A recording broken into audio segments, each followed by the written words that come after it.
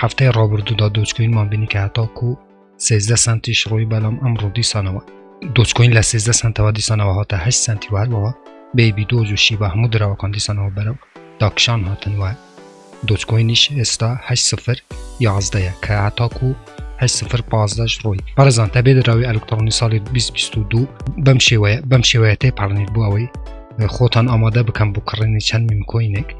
که 5-6 میم کوینک که بر راستی ل ناو راستی 2023 یا خود ل کتاکانی 2023 بر راستی ده تقینوا و زور کس لریم دروانه بر راستی جیانیان ده گوره چاوره بن سال 2023 اوانه که بیانوی دراو بکرن بر راستی استا باشلین کاته